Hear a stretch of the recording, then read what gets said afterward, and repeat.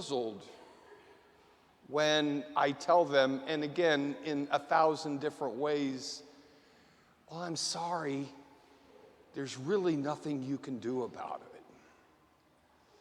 Because you see, there is no way for you to will yourself to become a more virtuous person. Think of it this way. Let's say that one day you got it into mind that you were going to levitate. I'm going to raise myself up off the ground. Well, how am I going to do that? Well, I'm going to bend over, I'm going to grab my ankles, and I'm going to start pulling as hard as I can. And as long as I pull hard enough and long enough, one day I will raise up off the ground. And so people lean over, and they grab their ankles, and they start pulling, and it doesn't work, and so they pull harder, and it doesn't work, and they pull all day long. All day long. And they go to bed absolutely exhausted and absolutely baffled. I don't understand why it didn't work.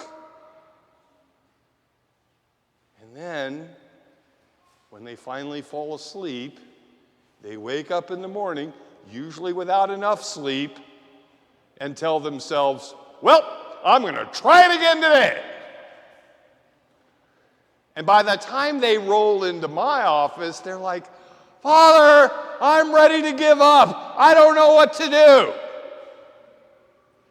And again, I tell them, you are not able to will yourself to become a more virtuous person. But the good news is we know the one who can. And we know the one who will, as long as we go to him with the properly disposed heart. Because you see, the desire to be a more virtuous person can very easily become the worst obstacle to actually growing in virtue. Because the question you have to ask yourself is, well, why do I want to be a more virtuous person? And if we're honest with ourselves, usually people come to the realization, well, I want to be a more virtuous person because I want everybody around me to notice what a good person I am. I want people to go home amazed at how kind and how patient and how loving I am.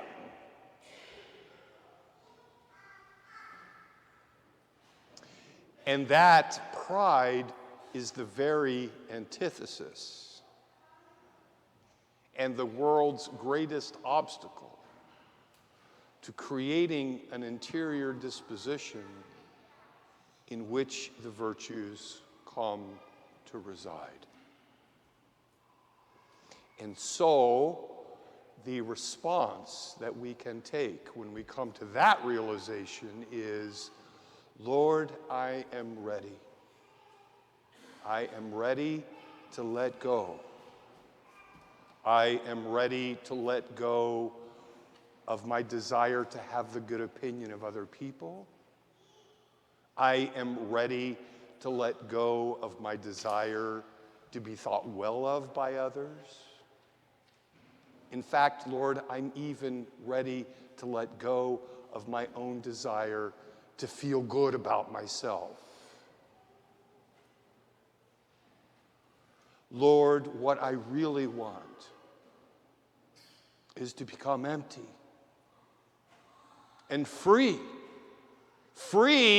of the poverty of my own judgment, free of the poverty of my own understanding, free of the poverty of my own desire.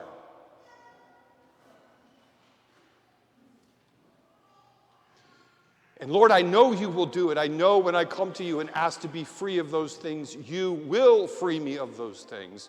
And when I become free of those things, Lord, then and only then will my heart become truly empty.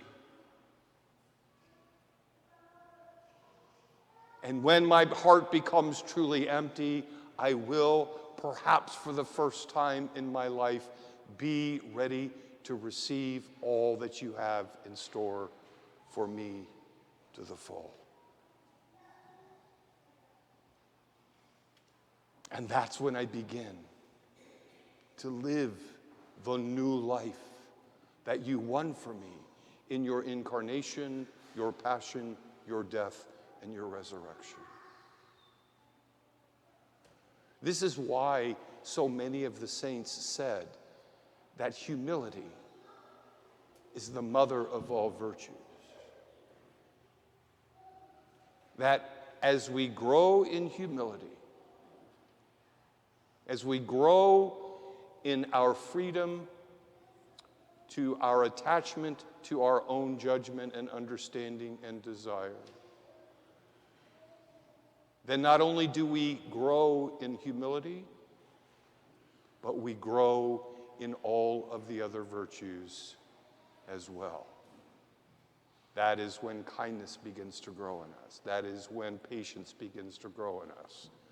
That is when true charity begins to grow in us.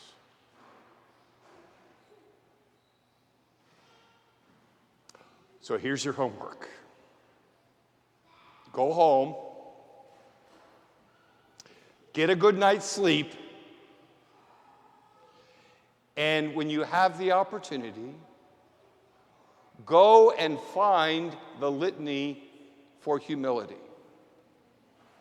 For a long time, for decades really, I believe that the author of that prayer was our beloved patron. However, I have it on a credible source that that's not true. I may continue to believe it anyway, though.